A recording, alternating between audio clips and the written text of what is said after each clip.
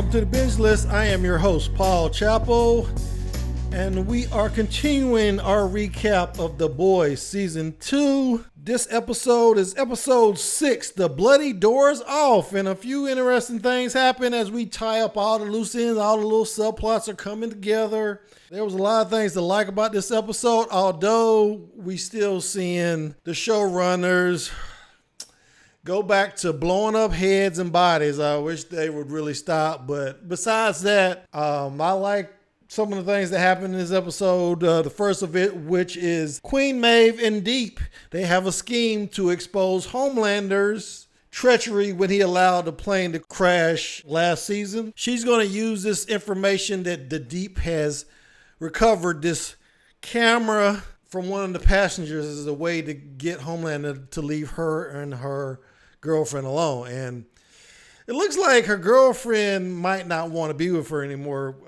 after she sees Maeve's involvement with the whole episode. So it's not looking good for their relationship there. Also, we had a lot of Frenchie's backstory. We see that how he screwed up. And then it basically comes down to the fact that Frenchie really loves people and he's a really nice guy. And he was trying to help out his friend who was overdosing. And that's why he wasn't able to track Lamplighter when Lamplighter killed the Colonel's children. So yeah, we had a lot of interesting things. We finally see Stormfront reveal who she actually is, the Homelander, after Homelander almost goes crazy because he figures out that Stormfront is lying to him.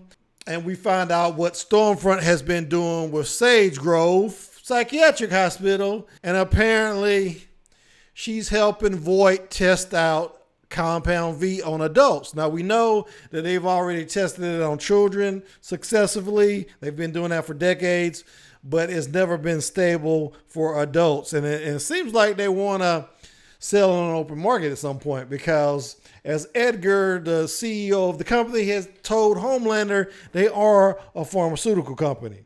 So, yeah, there was some great things going on.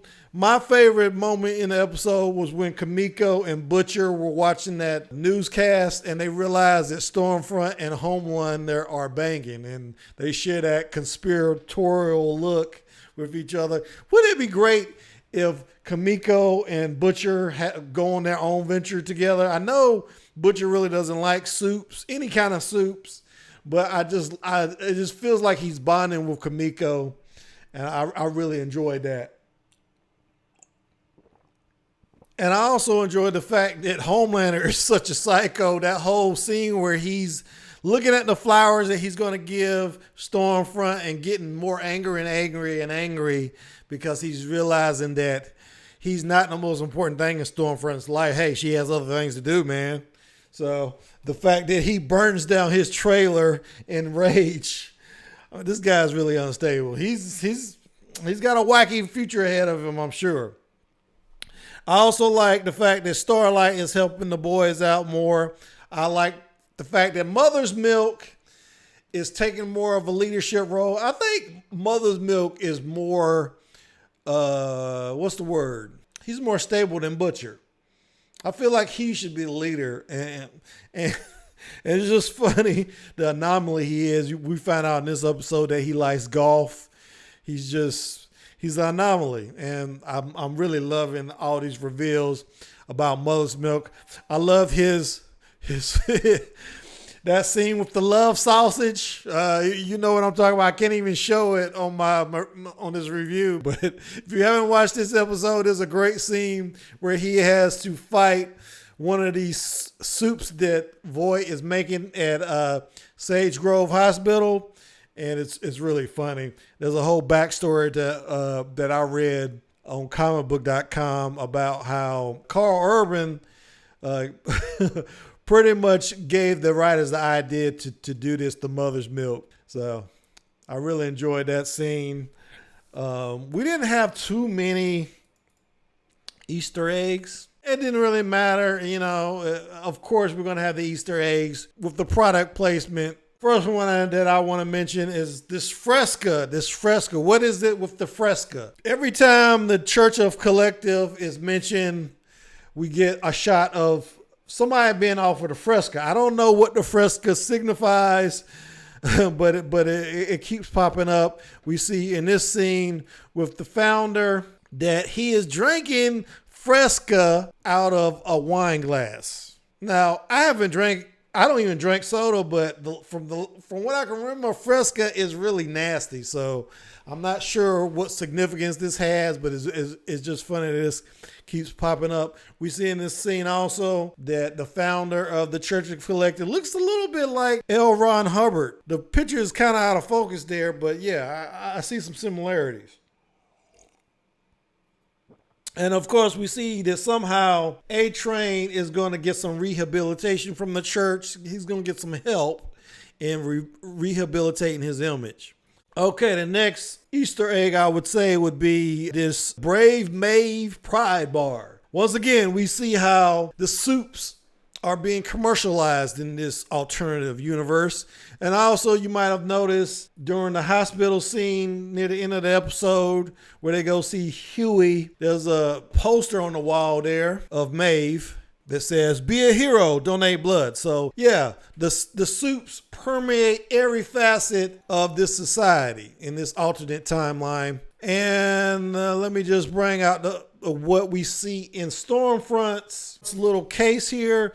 We see that her old uniform, but more specifically, we see that she has some kind of Nazi SS cap. And as you can see in this image right here, she has a Hitler Youth knife.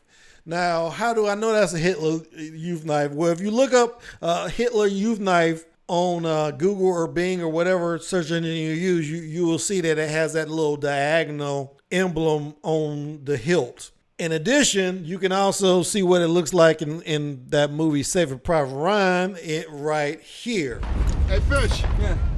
Look at this, a Hitler Youth knife.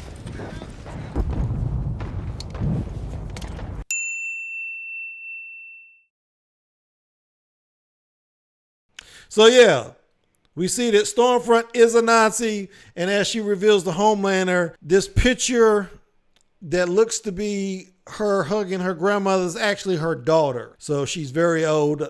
I forget what age she says, but she's very old. I think she was born in like 1922 or something. So I guess she would be in her 90s. Yes, solidly in her 90s. This is not really an Easter egg, but I thought this was kind of interesting that they showed that Frenchie came up with some kind of bomb to inhibit soups. And I really expect this to be used sometime in the future. Because remember, in one of my past recaps, I wondered aloud how the boys were going to handle the soups because they don't have powers. They were going to have to find some kind of way, some kind of kryptonite to disable the soups. And I guess this is setting up that later that Frenchie already had devised something to inhibit soups. So maybe this is going to be used in the future. I don't know, but it seems likely to be used at some point in the future. The last thing I would mention is the fact that Shawn Ashmore, the guy who played Lamplighter in this episode, was also playing Iceman in the X-Men series of movies. You might remember him. So yeah, that's about it. I like this episode. All the little loose ends are being tied up, and I expect it to tie up even more in the next episode. I think we only got 2 more left, and that's the end of the season. But yeah, that's all I got for today, and I'd like to thank my subscribers and encourage you.